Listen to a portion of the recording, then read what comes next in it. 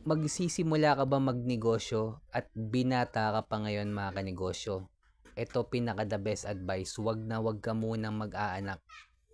Ito tapusin mo tong video na to, sigurado marami ka matututunan. Ito yung mga alam ko na nung nagninegosyo na ako. At kung nagninegosyo ka, malamang bakit ka nahihirapan ngayon, isa to sa dahilan. Ako nga pala si Jepoy, isang negosyante. Isa rin akong DJ. Kung kailangan nyo ng DJ sa club, sa bar, sa event, message lang kayo dito sa page ko. Bilang negosyante, meron akong 10 taon na karanasan na pagkalugi sa pagninegosyo. Tunay na negosyo lang tulad ng sari-sari store, barbecuehan, bilyaran, rental. Bakit kailangan mong wag mo nang mag-anak kung papasok ka sa mundo ng pagninegosyo? Way back 2015 mga kanegosyo, nagdesisyon ako na pumasok sa mundo ng pagninegosyo. Hanggang ngayon mga kanegosyo, binata pa ako, wala pa rin akong anak. Nung nagsisimula akong magnegosyo, wala pa akong idea kung gaano kahirap magnegosyo at wala pa akong idea na bukod sa mahirap magnegosyo, mas mahirap kapag may anak ka na.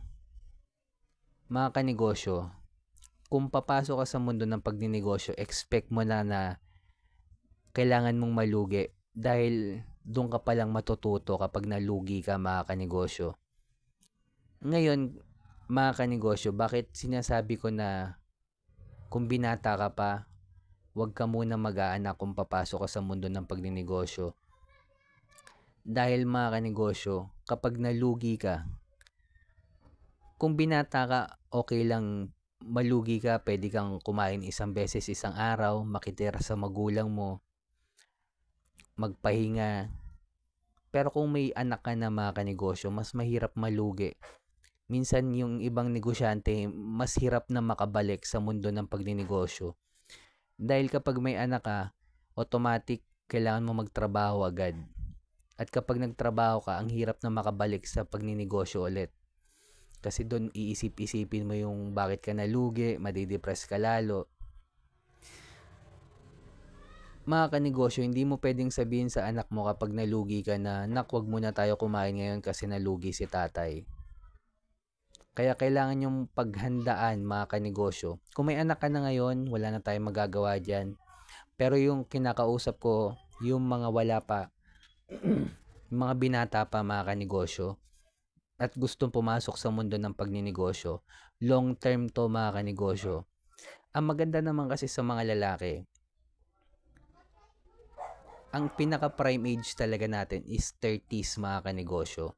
Yun naman talaga yung tamang edad na magkaroon tayo ng anak. 30s pataas. Kasi kaya nga tinawag na prime age ng lalaki yan kasi mas wise na tayo mag-isip. Finances natin, emotional natin, mas control na natin, mentally, spiritually. Yan talaga yung age na, kaya kung bata ka pa naman ngayon, nasa 20s ka pa, huwag kang magmadali magkaanak. Magnegosyo ka lang, magnegosyo. Okay lang kung may girlfriend ka, walang problema yan. Basta huwag mo lang buntisin mga kanegosyo. Dahil ang hirap na makabalik sa mundo ng pagninegosyo kapag may pamilya ka ng binubuhay. At mas mabigat yung pasanin mo bilang padre de pamilya mga kanegosyo. The best advice sa lahat, pwede kong advice yung mga about pricing, about marketing, pero pinaka the best mga kanegosyo. Kasi makakabalik ka pa rin naman kung binata ka pa eh. Ikaw lang naman yung nalugi. Negosyo mo lang yung nalugi. Makakabalik ka pa rin sa pagninegosyo. Tsaka wag kang magmadali kasi mga kanegosyo, kapag nasa 30s ka, at nasa prime age ka, naayos mo naman yung physical health mo, finances mo, hindi ka rin mahirapan sa pagpili ng babae. Ikaw na rin yung pipiliin ng babae. Kaya wag kang magmadali sa mag-anak. Magnegosyo ka lang magnegosyo at magkamali.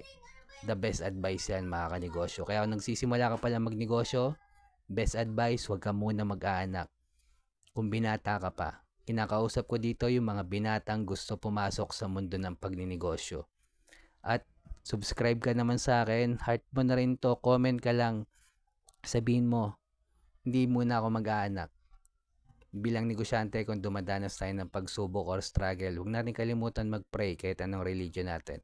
Ingat tayong lahat. Peace.